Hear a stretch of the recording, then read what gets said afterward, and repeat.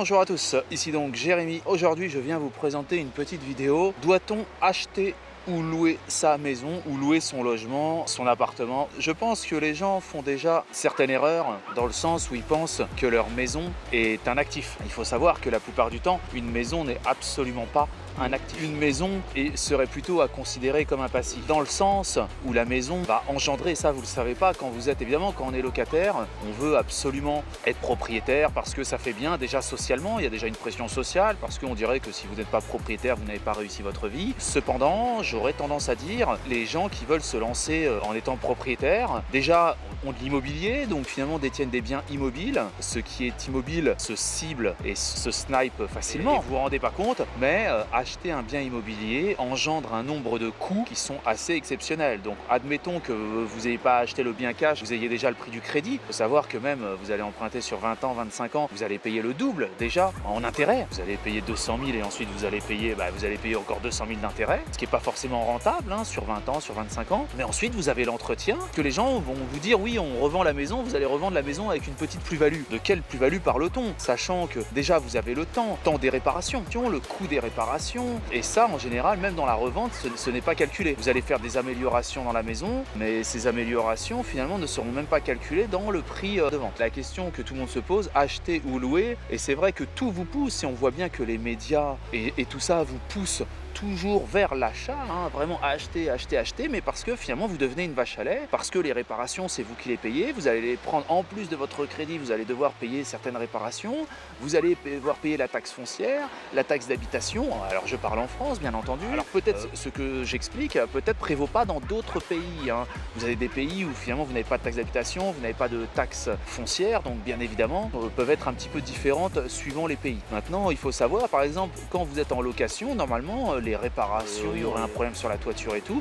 vous n'avez absolument pas à payer pour cela. C'est au propriétaire de payer pour les dégâts des eaux ou quoi que ce soit, ou s'il y avait vraiment des dégâts indépendants et qui ne seraient pas liés du tout à votre intervention, qui seraient des interventions naturelles, vous n'avez pas du tout besoin de payer ça et ça fait des coûts en moins. Surtout qu'après, il y a quand même la vétusté du bâtiment. Au fur et à mesure des années, au bout de 20 ans, au bout de 25 ans, la maison va commencer à vieillir et donc il faut la rénover, il faut tout ça. Vous risquez finalement de perdre beaucoup d'argent sur le temps, sans compter que vous avez, même si vous revendez la maison au même prix, il faut compter aussi l'inflation, c'est-à-dire que l'inflation va augmenter. Alors déjà les chiffres de l'inflation sont complètement faux en France, ils sont complètement manipulés, mais on va dire si sur 20 ans il y aura peut-être eu 50-60% d'inflation et que vous revendez la maison au même prix, vous comprenez que ça ne sera pas du tout rentable pour vous. Toujours la même question, acheter ou louer? Alors pour moi il est plus rentable de louer parce qu'on voit bien qu'au travers des États, au niveau de la taxation et tout ça, mieux vaut être mobile. Par exemple moi-même là j'ai déménagé au Panama, mais je ne compte pas du tout acheter une maison. Bien que moi, personnellement, si les conditions politiques et fiscales venaient à changer,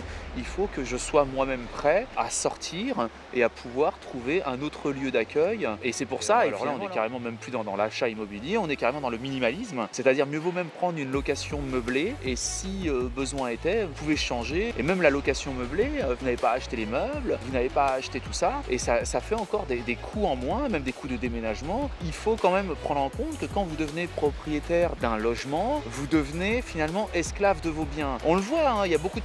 Moi-même, je l'ai été, c'est-à-dire vous allez sécuriser vraiment vos biens, vous allez bien faire, mais vous devenez un petit peu quand même esclave de vos biens. Faites attention, il faut que les choix soient vraiment bien réfléchis. Alors après, évidemment, je ne dis pas acheter un bien immobilier pour justement la location, c'est-à-dire vous allez acheter votre bien pour la location et pour en obtenir un rendement, ça devient rentable. Évidemment, là, on parle finalement de choses pour la classe moyenne, on va dire. Je ne parle pas évidemment de gens qui auraient fait énormément d'argent et qui eux pourraient s'acheter une maison, auraient vraiment de quoi faire tout ça. Là je m'adresse à un public lambda, une classe moyenne ou alors moyenne supérieure, qui a besoin de faire des choix judicieux dans la vie. Je pense que l'achat immobilier doit être vraiment réfléchi et vous devez vraiment calculer l'intégralité des coûts des futures réparations sur les 10 prochaines années, du coût de la vie aussi dans votre région et le coût du crédit aussi. Quel est aussi, parce que si vous vous fixez dans une maison, l'achat, la revente c'est long, ça prend du temps et vous perdez du temps et de l'argent. Quel est votre objectif? Avez-vous l'intention de déménager, de faire des enfants, vous voyez, de prendre une maison même assez grande? Si vous pensez vraiment vous fixer dans l'immobilier avec un achat, il y a vraiment de gros choix à faire.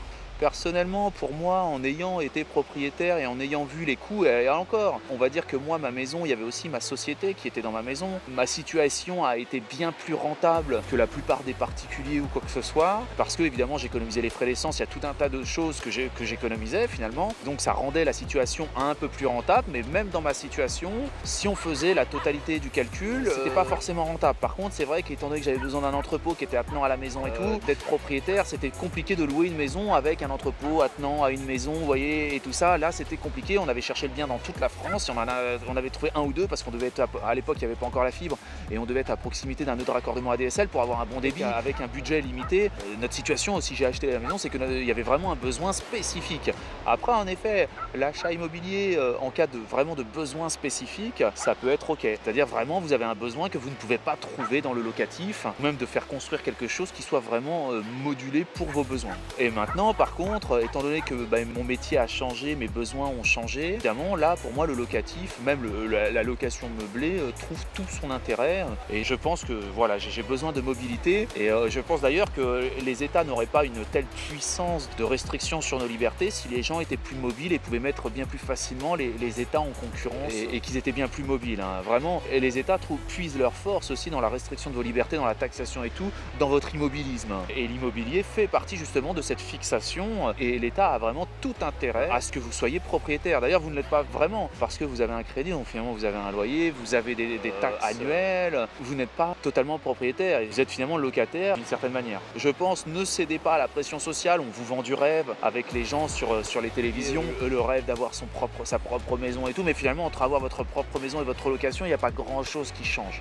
Et même à payer un loyer, on se dit oui, j'ai un bien et tout, mais il faut savoir que déjà avec le crédit, vous avez, alors à moins que vous ayez acheté cash, mais vous avez déjà doublé, donc c'est-à-dire vous avez payé le double. Ensuite, vous n'avez même pas battu l'inflation. Ensuite, vous avez les coûts des travaux. Tout ça, c'est de l'argent que vous auriez pu aller en vacances, profiter. On ne va pas vous enterrer avec votre maison si vous voulez. Bon, même en termes locatifs, si vous avez la chance, mieux vaut prendre quelque chose. La gestion des espaces verts, la gestion de tout ça, c'est géré par une entreprise externe et tout est délégué en fait. Le but étant que dans votre location, je pense, vous ayez le moins de choses à faire. C'est le plus rentable en termes de temps. Et sans compter la maison, le temps que ça peut prendre, que ça soit de tailler les haies, de tondre la pelouse, vous vous rendez pas compte de la perte de rentabilité que vous auriez pu justement être comme moi à la plage tranquille, vous occupez pas des espaces verts, vous occupez pas de tailler les haies, vous vous occupez de rien. Vous pouvez un peu plus profiter de la vie et faire des choses qui vous intéressent vraiment. Je sais pas qui ça intéresse vraiment de tailler des haies. Si vous cherchez vraiment après à faire de la location, donc là acheter un bien immobilier finalement pour remettre les choses en location, ça peut être particulièrement rentable, mais à condition vraiment que vous sachiez ce que vous faisiez et qu'il y a vraiment une rentabilité en termes de loyer, en termes de revenus. Alors là pour le coup, ça devient réellement un actif. Mais surtout, ne considérez pas votre maison comme un actif, vous seriez dans le faux. C'est un peu comme une voiture, c'est encore pire, hein, parce que là vraiment ça vous coûte très très cher, c'est un passif. Il faut savoir que votre maison vous coûte de l'argent. À moins que vous ayez une société intégrée à votre maison et que là vous puissiez travailler de votre maison, et auquel cas, étant donné que votre travail reste quand même un actif, même si c'est vous l'actif, hein, votre maison prend part finalement à l'activité professionnelle et ça ne devient pas un actif, mais ça devient quand même, on va dire, un truc stabilisant de la société. Donc on est entre deux eaux. Et je fais cette vidéo parce qu'on voit que le rêve vraiment finalement des gens qui étaient en location était vraiment d'acheter leur maison et de se sentir propriétaire, mais tout ceci n'est qu'une... Oh mon petit Mais je pense que tout ça c'est de la paillette. Étant donné qu'on vous cache les vraies données économiques, les vraies données en termes de temps, littéralement ceci pourrait être considéré comme une arnaque organisée. Vraiment tout serait fait pour vous pousser à penser que vous seriez beaucoup plus libre avec un achat immobilier, alors que vous ne l'êtes absolument pas. Et au contraire, si vous avez besoin de déménager à l'étranger et tout, il y en a beaucoup là qui devaient partir même au Panama et qui sont retardés parce qu'ils doivent vendre leur maison. Je ne vous parle même pas aussi des coûts du notaire. Et on voit même beaucoup de gens aussi même qui seraient en souffrance par rapport à leur quartier ou parce qu'ils se sont engueulés avec leurs voisins et tout, qui ont du mal à dégager du truc parce qu'il faut revendre la maison et puis ils ont fait des frais et en fait ils s'en sortent pas parce qu'ils se disent je veux revendre ma maison à un certain prix, donc en fait eux commencent à calculer quand ils veulent revendre la baraque tout ce qu'ils ont investi, tout ce qu'ils ont fait dedans et ils se rendent compte que finalement ils ne rentrent pas dans leurs frais, donc ils essayent de vendre la maison trop cher et finalement elle se vend pas et au final ils se résignent et ils comprennent qu'ils ont perdu du pognon. Demandez, il doit y avoir sur internet des tableaux qui vous récapitulatifs à peu près tous les coûts fixes que peuvent avoir avoir une maison et c'est pas donné, hein, vraiment c'est pas donné. Surtout après, il faut voir aussi au niveau de l'isolation de la maison parce que si elle n'est pas très bien isolée, vous avez vu avec le coût de l'électricité et tout, ça peut monter aussi très très vite et après évidemment faut refaire l'isolation. Et l'isolation, ça coûte cher. D'être propriétaire, il y a quand même un côté positif, c'est que ça vous apprenez à vous débrouiller. C'est-à-dire que s'il y a quelque chose de bouché, s'il y a un problème électrique, vous êtes apte, étant donné que vous êtes chez vous, vous pouvez bien entendu faire toutes les réparations. Alors vous allez gagner en rentabilité, vous pouvez en faire des vidéos et les monétiser, comme ça au moins vous allez essayer de rattraper les coûts un petit peu. Ceci, on va dire, n'est pas très rentable. Et finalement, je vais vous dire à la fin, avec tous les coûts que vous pouvez avoir, même quand vous êtes propriétaire, vous avez l'impression quand même d'être locataire.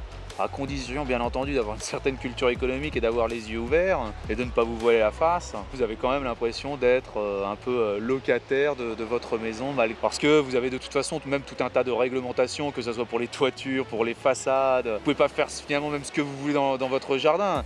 Et j'ai même entendu un flic, moi, dans mon ancienne ville, la ville de Grasset, qui me disait que j'avais pas le droit d'utiliser mon détecteur de métaux dans mon propre jardin. Comment voulez-vous vous sentir propriétaire dans un État communiste et surtout étatiste au maximum, c'est-à-dire où l'État a mainmise sur l'intégralité de vos libertés et tout ça. De toute façon, je pense que depuis grosso modo, la France n'est pas du tout un bon investissement. Investir en France est une catastrophe. Même si vous êtes propriétaire et que vous avez vos biens en location, vous devez comprendre aussi que c'est vous qui allez absorber une partie de l'inflation. C'est-à-dire que la Banque Centrale Européenne, quand elle va faire de l'impression de papier-monnaie, tout va coûter plus cher. Le ciment, le crépi, la peinture, le prix de la réparation de votre entrepreneur pour déboucher le truc de votre locataire, tout va augmenter. Seulement, vos loyers, vous n'allez pas les augmenter de la même manière qu'ils auront imprimé le papier-monnaie parce que les chiffres de l'inflation sont faussés. Vous allez voir juste une augmentation des prix et c'est vous vous allez en prendre une partie en charge. Et donc finalement, vos revenus vont encore baisser au fur et à mesure. Dans certains pays, je ne dis pas avoir sa maison, quand les coûts sont le coût de l'entrepreneuriat, il y a moins de taxation, vous avez une TVA à 7%, vous êtes exonéré d'impôts, il n'y a pas de taxe foncière, vous voyez, ça peut devenir beaucoup plus rentable parce que finalement la vie entière devient plus rentable, les entrepreneurs sont moins chers, voilà. Je pense qu'investir en France est une idée catastrophique, vous ne vous rendez pas compte, mais vous allez perdre de l'argent. Alors évidemment, vous pouvez faire du locatif, vous pouvez faire tout ça, mais au final, vous allez gagner beaucoup moins que dans d'autres pays où vous auriez fait du locatif. Renseignez-vous un peu sur ce qui se passe à côté, voire même sur d'autres continents, mais déjà même sur les pays limitrophes. Écoutez, je pense que tout est dit. Je vais vous souhaiter une excellente journée. Résultat, faites attention quand vous investissez et regardez autour de vous, ouvrez les yeux, essayez de lire des livres, d'économie et tout ça. Allez, salut à tous, je vous dis à bientôt pour de nouvelles vidéos. Salut! Un grand merci pour avoir visionné cette vidéo en entier. Si cette vidéo vous a plu, n'hésitez pas à vous inscrire sur ma chaîne et à liker cette vidéo. Un petit pouce bleu fait toujours plaisir et m'encourage dans mon travail. Je vous encourage aussi à laisser un commentaire si vous avez des remarques par rapport à la vidéo ou bien à la réalisation. Merci à tous et à bientôt.